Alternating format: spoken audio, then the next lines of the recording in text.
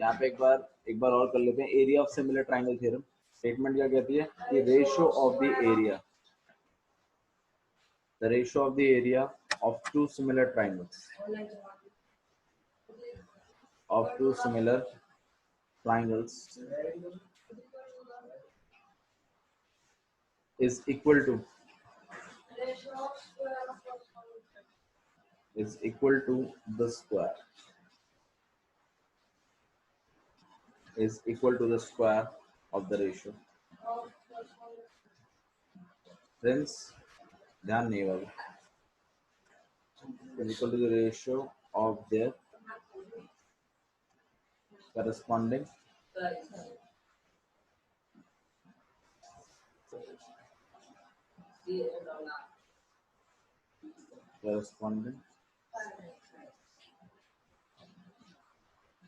Side. आइए इसका मतलब निकालते हैं। क्या है कि अगर दो ट्राइंगल अगर सिमिलर हैं तो उनके एरियाओं का रेशियो इक्वल होगा उनके किसी भी एक साइड के रेशियो के स्क्वायर के।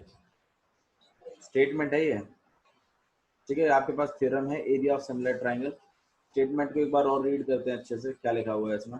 The ratio of the area of two similar triangles, the ratio of area of two similar triangle, दो सिमिलर ट्राइंगल के एरियाओं का रेशियो। सम कहाँ है? रेशियो है।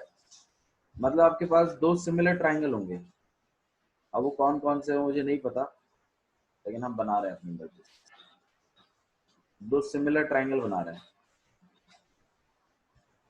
ठीक है। तो जैसे ये एक ट्राइंगल आपके पास ए बी और सी, और यहाँ एक और ट्राइंगल आपके पास पी क्यू और आर।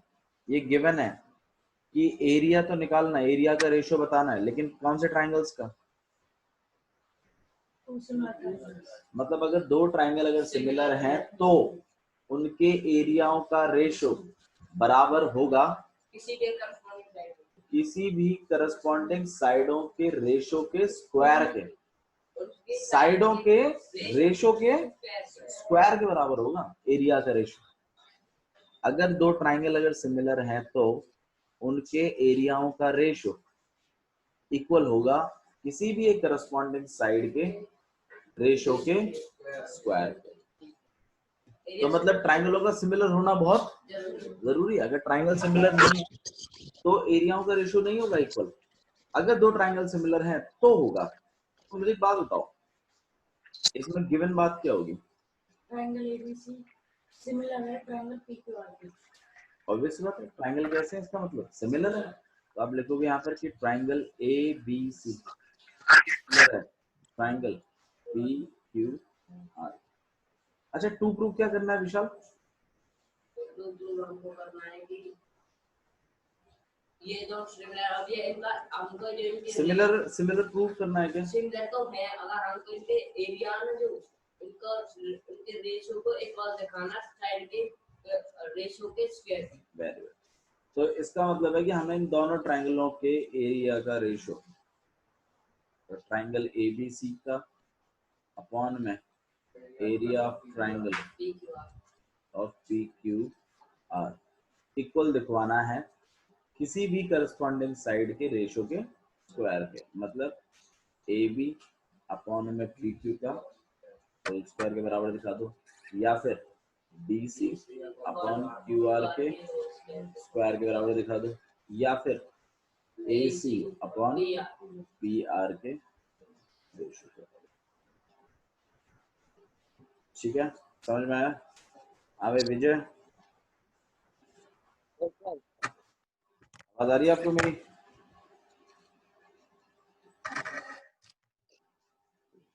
हेलो विजय, आवाज आ रही है? ओके। ये हम लोग यहाँ पर एक 6 चैप्टर पढ़ रहे हैं। 6 चैप्टर में हम ये थ्योरम कर रहे हैं एरिया ऑफ सिमिलर ट्राइंगल की। ठीक है, इसे हमें प्रूव करना है, ध्यान रखिए। आपको पता है सिमिलैरिटी के बारे में कुछ भी थोड़ा बहुत आइडिया है आपको? कुछ पढ़ा है?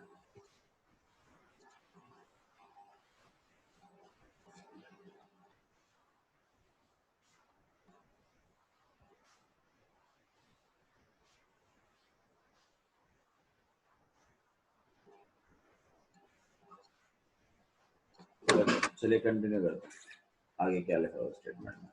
तो मतलब ये वाला ट्राइंगल, इस वाले ट्राइंगल का हमें क्या दिखाना है, सिमिलर तो है ही हमें ये दिखाना है कि इन दोनों के एरियाओं का रेशियो इक्वल है किसी भी करस्पॉन्डिंग साइड के रेशियो के स्क्वायर के। ध्यान रखिएगा, ठीक है। चारों थ्योरम इंपॉर्टेंट है, इसमें से कोई भी मोस्ट प्रोबेबली एक थ्योरम आपको आएगी 4 नंबर के लिए सीधी, तो आपको चारों थ्योरम आनी चाहिए, ठीक है। अच्छा चलिए कंटिन्यू करते हैं। हमारा यहाँ पर एक हमने कंस्ट्रक्शन और करना है इसके अंदर। कंस्ट्रक्शन क्या है, तो देखो एरिया निकालने के लिए बेस और हाइट बतानी पड़ेगी, तो हाइट बना लेते हैं। तो कंस्ट्रक्शन हमारा कुछ ऐसा, ठीक है। और हम इस तरीके से कुछ परपेंडिकुलर लाइन बना रहे हैं, ठीक है। यहाँ पर M है और ये आपके पास एक N लाइन है, ठीक है। तो आप कंस्ट्रक्शन में क्या लिखेंगे कि draw AM perpendicular on BC। Very nice. और क्या लिखोगे, ड्रॉ PN परपेंडिकुलर ऑन, सही है। अच्छा जी, नेक्स्ट प्रूफ स्टार्ट कर रहे हैं। तो सबसे पहले तो मुझे एक बात बताओ आप, कि आपने एरियाओं का रेशियो बताना है ना, तो पहले एरिया तो निकालना है, फिर उनको डिवाइड करेंगे, फिर देखते हैं आता क्या, और फिर किस तरीके से उसको हम लोग स्क्वायर बनवा सकते हैं, उस चीज के बारे में हम लोग बात। Very good. तो मैं डायरेक्टली निकाल लूं एरिया ऑफ ट्राइंगल ABC। हाँ भाई, कितना हो जाएगा area of triangle, half into base into height तो होता है। अच्छा इसमें बेस कितनी है, हाइट कितनी है, very good, half into BC into AM। आप चाहो तो यहाँ लिख भी सकते हो कि BC is base and AM is, ये आपकी मर्जी है, लिखना है लिखो, नहीं लिखना कोई दिक्कत वाली बात नहीं। अच्छा इसे इक्वेशन 1 मान लेते हैं, क्योंकि हम इसको डिवाइड करेंगे ना, तो इसका यूज होगा इसका मतलब। अच्छा जी, इसी तरीके से एरिया ऑफ PQR भी निकाल लेते हैं। Area of triangle PQR equal to base into, सही है, यहाँ तक समझना है। अच्छा जी, QR क्या है, बेस, और PN क्या है, बेस, ठीक है। अच्छा जी, इसे हम सेकंड इक्वेशन मान लेते हैं। अब क्या करेंगे भाई, अब डिवाइड करेंगे, क्योंकि हमें दोनों का रेशियो निकालना है ना, तो हम क्या करेंगे यहाँ पर डिवाइड करते हैं, तो ये डिवाइड करते हैं। तो डिवाइड इक्वेशन 1 एंड इक्वेशन, हाँ भाई, तो area of triangle ABC upon में area of triangle PQR equal to half into base into height, और अपॉन में half into QR into PN। Half से हाफ कैंसिल हो सकता है, तो हमारा जो एरिया का रेशियो आया है, ठीक है, तो हमारा जो एरिया का रेशियो है कि area of triangle ABC upon में area of triangle PQR equal to BC into AM upon QR into PN। ठीक है, यहाँ तक समझ में आया आपको। इसे आप इक्वेशन 3 मान लीजिए, काम आएगी ये इक्वेशन भी आप। अच्छा मुझे अब एक चीज बताओ, हमें क्या करवाना है, हमें करवाना है कि भाई AB अपॉन PQ का स्क्वायर बनवाना है। तो इसका मतलब क्या है, इसका मतलब है कि हमें BC अपॉन QR को भी किस में कन्वर्ट करवाना पड़ेगा, AB अपॉन PQ में, और AM अपॉन PN को भी किस में कन्वर्ट करवाना पड़ेगा, AB अपॉन PQ में। तो ये BC अपॉन QR को हमें किस में कन्वर्ट करवाना है, AB अपॉन PQ में। हाँ बोलो भाई। BC अपॉन QR को भाई देखो ये बात भी सही बात है, देखो बन तो जाएगा बनने को, लेकिन बहुत मुश्किल पड़ेगा। पता क्यों? मैं अपनी जन्मस्थल हाँ जी, तो बी सी ये वाली लाइन है और क्यू आर ये वाली लाइन है, और मुझे आप कह रहे हो कि इस ए एम को और किस में कन्वर्ट करवा, ए एम और पी एन को भी किस में कन्वर्ट करवा दीजिए। अब बताओ कौन से ट्रायंगल में जाओगे? ऐसा तो कोई ट्रायंगल ही नहीं है जिसमें नीचे वाली लाइन यूज हो रही हो और बीच वाली लाइन यूज हो रही हो। बताओ कोई है ऐसा ट्रायंगल? तो मैं तो आपको गाइडेंस दूंगा। मैं क्या गाइडेंस दे रहा हूँ आपको, वो सुनो कि भाई बी सी और क्यू आर है ना, इनको कन्वर्ट करवा लो ए बी और पी क्यू में, हो जाएगा। बड़े वाले ट्राइंगल को बड़े वाले ट्राइंगल के सिमिलर कर देंगे, तो B C upon Q R की जगह हम A B upon P Q लिख पाएंगे सीपीएसटी से, जो हमने पढ़ा है पहले। और बाकी और क्या पास, और क्या चीज आपके पास? ए एम और पी एन। भाई अगर मैं इस वाले ट्राइंगल को इस वाले ट्राइंगल के सिमिलर करने में कामयाब हो जाऊं, तो मैं क्या A M upon P N की जगह A B upon P Q नहीं लिख सकता? दोनों A B upon P Q बन जाएंगे, 200 A B upon P Q का स्क्वायर हो जाएगा। हाँ जी, दिखाना पड़ेगा। तो आइए करते हैं काम को शुरू, ठीक है। तो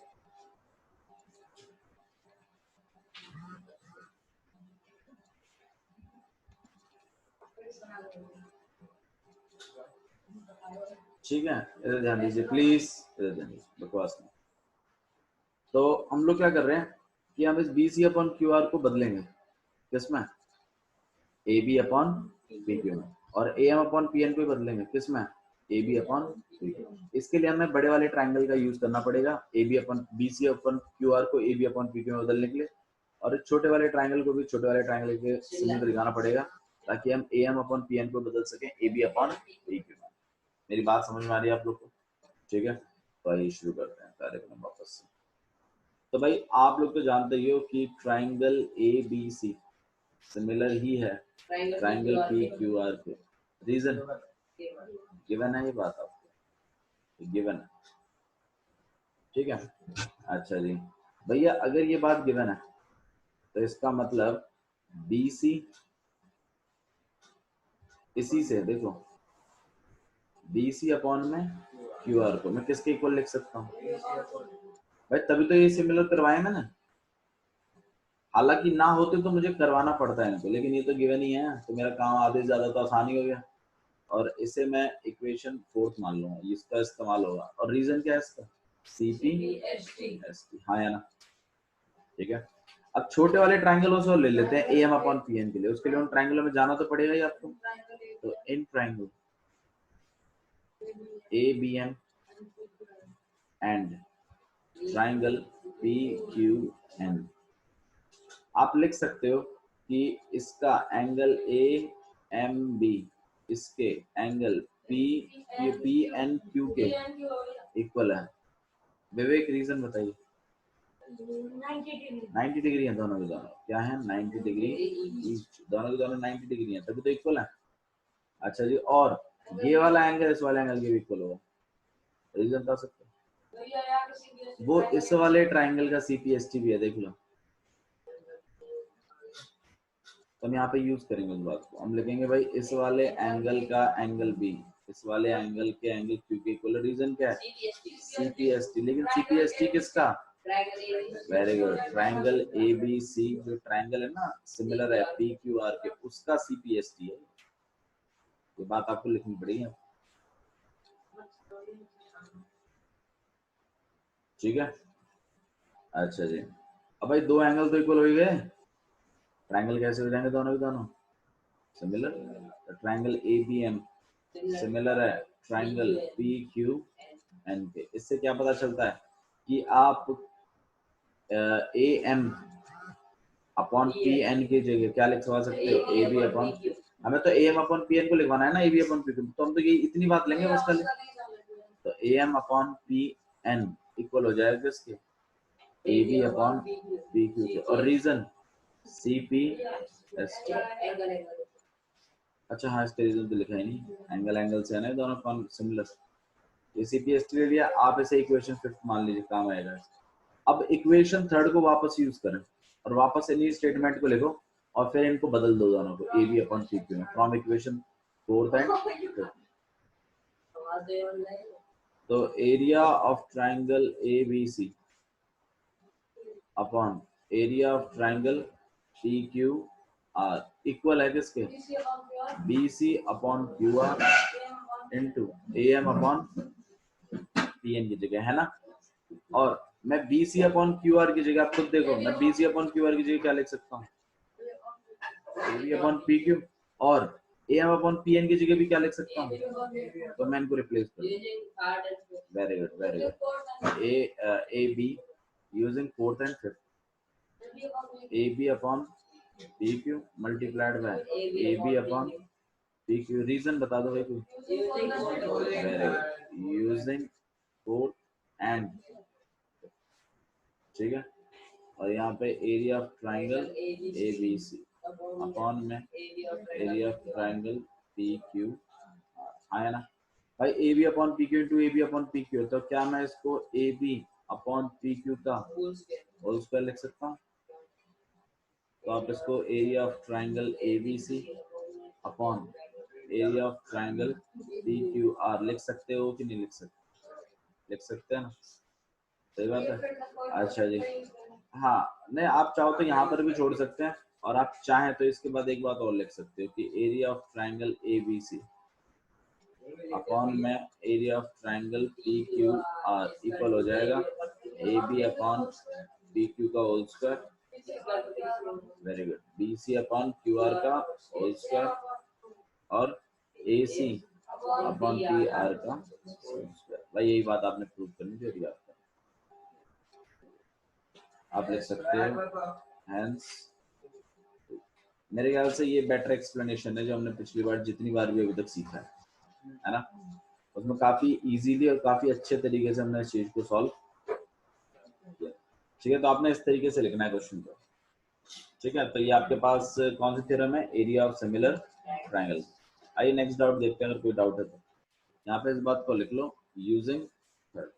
आप जब आपने स्टेटमेंट खींची है, भाई कहाँ से खींचिए कैसे खींचिए वो बताना तो पड़ेगा ना। ये थर्ड वाली स्टेटमेंट लिखी है मैंने यहाँ पे, वापस यूजिंग थ्री आपको लिखना पड़ेगा यहाँ पे। ठीक है, तो इसको और लिख लें।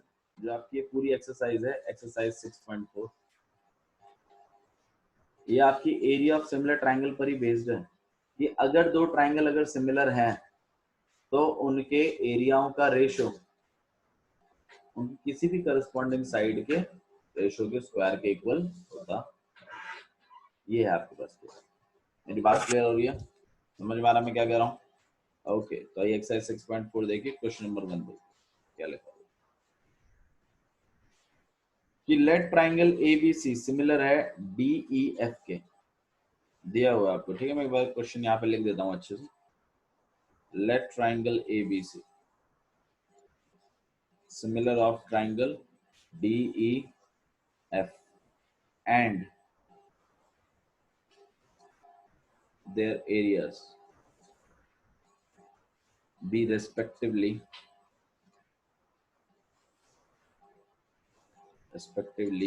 64 centimeter square and 121 centimeter square. If EF is equal to 15.4, find BC. आइए क्वेश्चन को देख लेते हैं क्या लगा हुआ है। देखो दोनों ट्राइंगल कैसे हैं, सिमिलर है, और उनके एरिया दिए हुए हैं, और एक साइड पकड़ाई हुई है तुम्हें, तुमसे दूसरी साइड पूछ ली है, तो ये उसी वाली इक्वेशन में नहीं बैठेगा जो अभी हम लोग करके आए हैं कि दो ट्राइंगल जब सिमिलर होते हैं तो उनके एरियाओं का रेशियो इक्वल होता था उनकी किसी भी करस्पॉन्डिंग साइड के रेशियो के स्क्वायर के बराबर। बिल्कुल वैसे बैठेगा। देखो मैं आपको ट्राइंगल बना के दिखाता हूँ। ये आपके पास ट्राइंगल है ए बी और सी, और ये सिमिलर है इस वाले ट्राइंगल के। अंगड़ाइया मतलब भाई,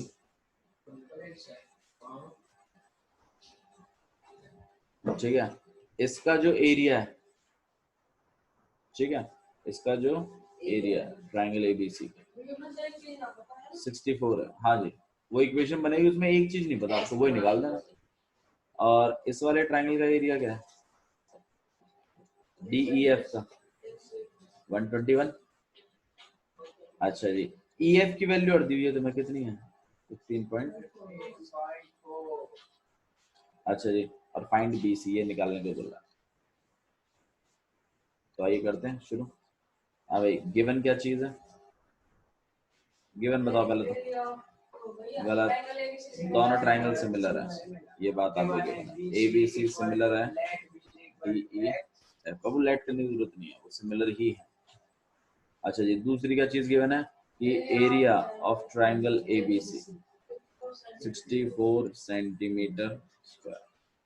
तीसरी चीज area of triangle DEF equal to में कितना है? 121 सेंटीमीटर स्क्वायर। और क्या चीज गिवन है आपको? EF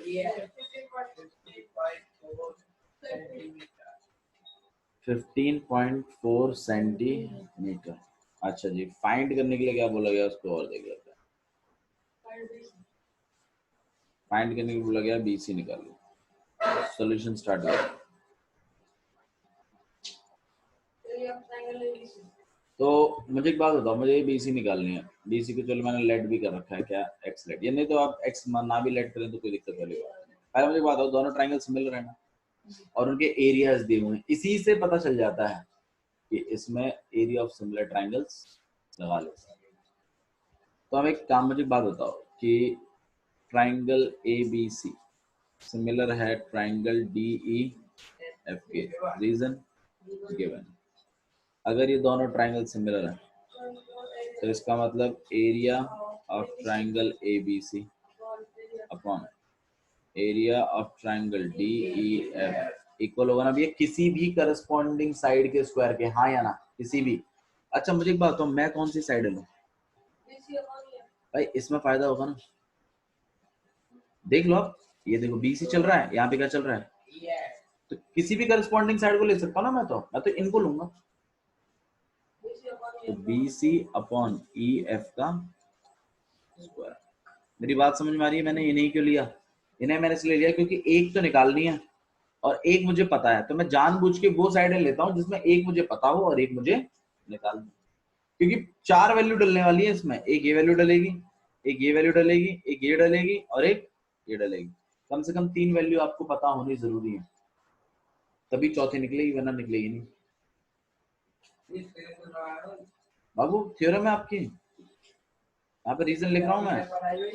अभी क्या, अभी आपने area of similar triangle theorem क्या पढ़ी है? कि अगर दो ट्रायंगल सिमिलर होते हैं तो उनके एरियाओं का रेशियो किसी भी करस्पॉन्डिंग साइड के रेशियो के स्क्वायर के बराबर होता है। अब मैं लिखूंगा इस बात को, if two triangles are similar,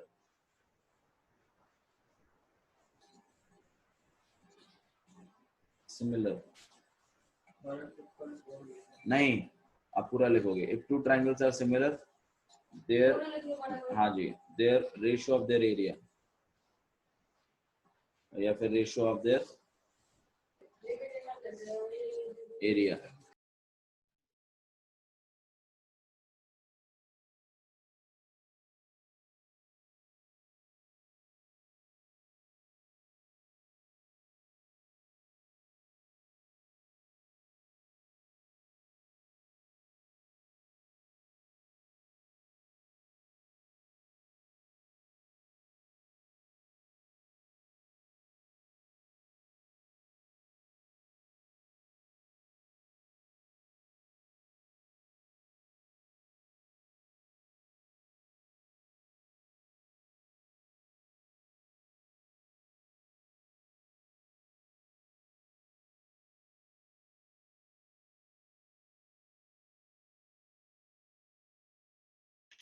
sir आप म्यूट हो। अगर यहाँ से ये रूट हटेगा तो इसके ऊपर क्या लग जाएगा? अंडर रूट लग जाएगा। स्क्वायर हटेगा, यहाँ क्या लग जाएगा? ठीक है, तो आपके पास कितना आ जाएगा यहाँ पर? Very good. ये स्क्वायर वहां पर जाएगा, इसके ऊपर दिखाना पड़ेगा आपको इस तरीके से 64 अपॉन में 121, BC और अपॉन में 15.4। ये रूट 64 को कितना बना देगा? 8। 121 को क्या बना देगा? 11। यहाँ पर BC और यहाँ पर 15.4। अब क्या करोगे? वेरी गुड, इसको उधर मल्टीप्लाई कर दीजिए। और यहाँ पे कितना आ जाएगा 11 BC। हाँ जरूरत ही नहीं थी वैसे तो, बट चलो क्रॉस मल्टीप्लाई का जो रूल है वो तो फॉलो करना पड़ेगा ना। अब वापस भेज देते हैं नीचे, उसमें क्या। हाँ भाई इसको कैसे सॉल्व करोगे इस सिचुएशन को बता। डेसिमल हटा के नीचे क्या लगा लेंगे 10। ये सब चीजें आपने फिजिक्स में सीखी है कैसे सॉल्व करते हैं ना। तो 8 इंटू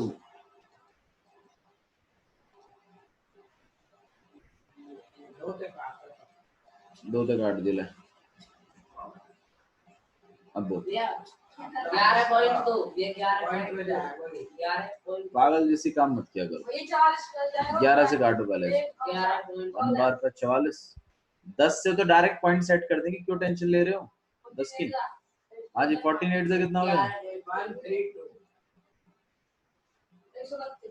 132 112। पॉइंट सेट कर दीजिए, कितना आ जाएगा 11.2 सेंटीमीटर। 11.2 हो जाएगा आपके पास। क्या BC की वैल्यू कितनी निकल आई आपके पास 11.2 सेंटी। भाई नहीं आया समझ में तो बताओ भाई। ये क्वेश्चन आपको एरिया ऑफ सिमिलर ट्रायंगल के साथ करने के लिए भी आ सकता है, थ्योरम के साथ, ध्यान रखना। 4 नंबर में 3 नंबर की थ्योरम आती है, 1 नंबर का एक क्वेश्चन आता है। तो ऐसे क्वेश्चंस आते हैं कि 2 ट्रायंगलों को सिमिलर दे देगा, एक साइड दे देगा और एक रेशियो। ठीक है, एक्सरसाइज 6.4 क्वेश्चन नंबर 2 देखिए क्या लिखा हुआ।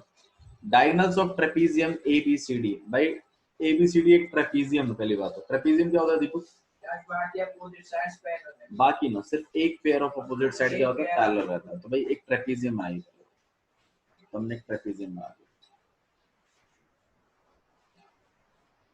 और उसमें गिवन है आपको कि AB पैरेलल होनी चाहिए किसके BC के। तो AB को ऊपर की लाइन बना लीजिए और C और D। तो ये वाली लाइन इस वाली लाइन की क्या है पैरेलल है। अब उसने बोला है कि इसके डायगोनल्स बने हैं, तो ये डायगोनल और बना लेते हैं।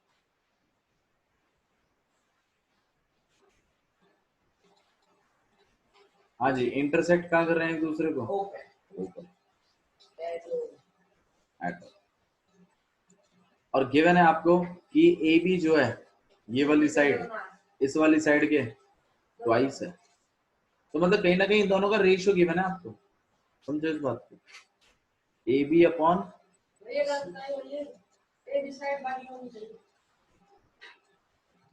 हाँ सही बात है, नहीं नहीं सही कह रहा है, सही कह रहा है। एक काम करते हैं, हाँ जी यही कर लेते हैं, सही कह रहे हो। ये चीज थोड़ी बेटर रहेगी।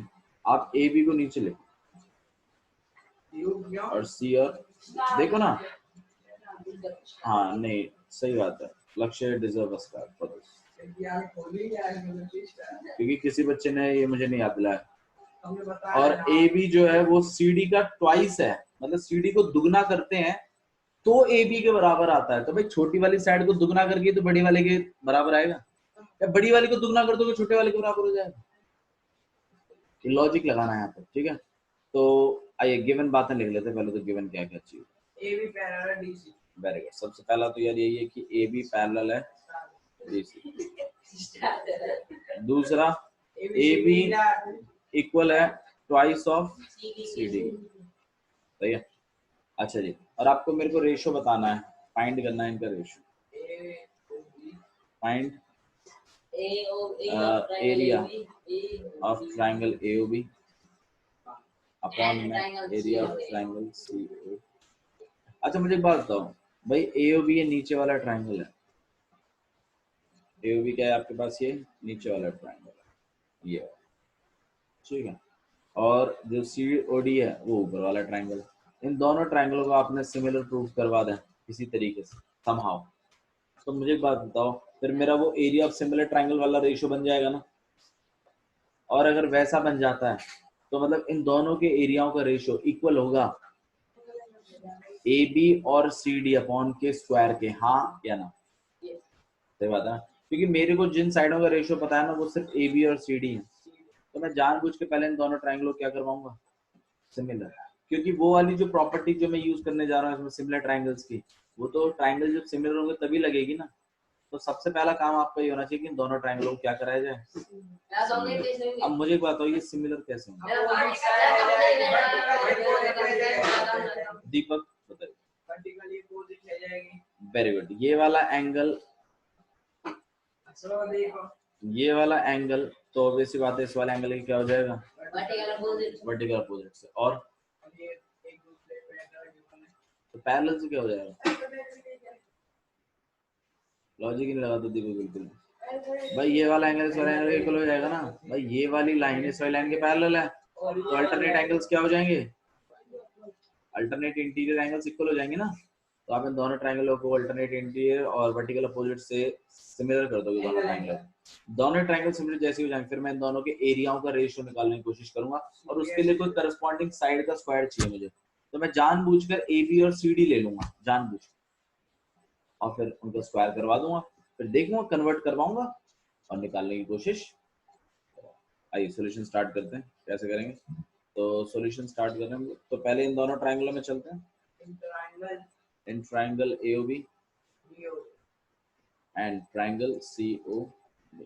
आप इस बात को जानते हो कि AOB का एंगल हो, ठीक है, तो एंगल AOB इक्वल है एंगल COD के, reason vertical opposite angle. Angle C. और आप इस बात को ऐसे नहीं बाबू, पहले पैरेलल बताना पड़ेगा आपको कि भाई CD AB जो है पैरेलल टू सीडी, वो पैरेलल है CD के, रीजन क्या है, गिवन है। अगर ABCD के पैरेलल है तो एक बात तय है कि आपका इसका एंगल OAB इक्वल हो जाएगा एंगल OCD के, रीजन अल्टरनेट इंटीरियर साइड का लिए पैरेलल है भाई साहब, ये पैरेलल है ये। अरे यार SAS तो वहां पर लगता है ना, ASA तो वहां पर लगता है जहाँ पे साइड इक्वल होती है, साइडों का रेशियो, और वो भी सिमिलर में कहाँ लगता है। मैंने तो ये चीज और ये चीज करवाई है बस, ये तो इसको लिखने के लिए इसको लिखवाना है। अल्टरनेट सही से लिखा, ALTERNAT जो भी लिखा सही लिखा, तो समझ रहा है ना, ना समझ समझ नहीं रहा तेरे को अल्टरनेट लिखा हुआ है। अरे यार मैं मुंह से भी तो कह रहा हूँ।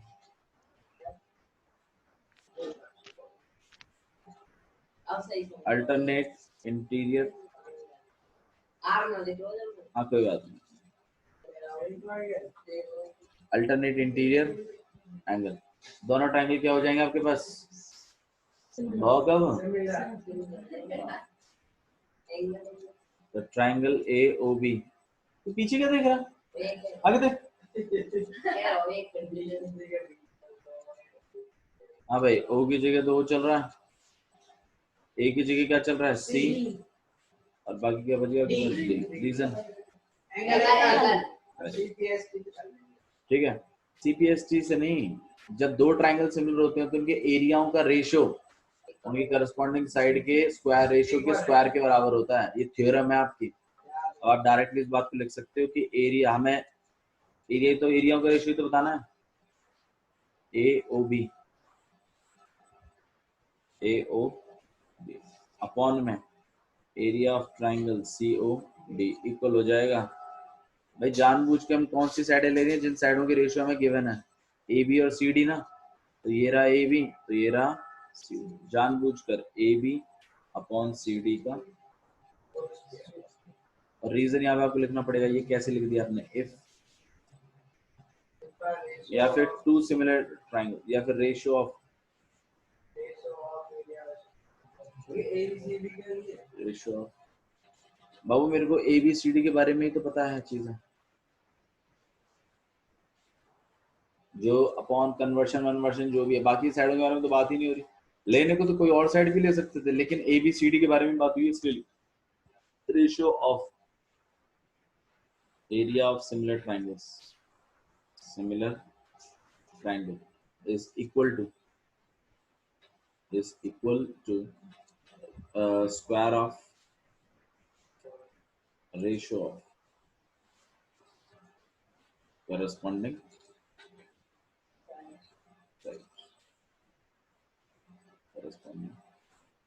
sides, ठीक है। अच्छा जी, अब मुझे एक बात बताओ, मैं क्या ए बी को ट्वाइस ऑफ सी डी नहीं लिख सकता? लिख सकते हैं ना, तो मैं इसको ट्वाइस ऑफ सी डी लिख दूंगा, और यहाँ पे सी डी है। सीडी से CD cancel. Very good. Area of triangle A O B, इनका ही तो रेशियो बताना है मुझे। हाँ भाई, सी डी से सी डी कैंसिल हो जाएगा। अच्छा, रीजन क्या होगा? क्योंकि ए बी क्या है, ट्वाइस ऑफ गिवन है ये बात।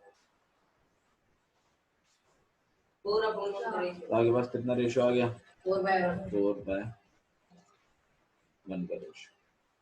Area of triangle A O B और अपॉन में area of triangle C O. Angle है। मेरी बात समझ में आ रही है? विचार है। किस तरीके से लिखा है? ठीक है, तो आपने इस तरीके से इस क्वेश्चन को आराम से समझ के करना है। ठीक है, तो कल आपकी मैं एक्सरसाइज 6.4 के 2 क्वेश्चन जरूर चेक करूंगा। ठीक है, चलिए। और कन्वर्ट्स तो पीजीटी का करवाइए। हाँ, करने को दिए, वो तो चेक होंगे। ठीक है, तो ठीक है, that's all for today. Thank you.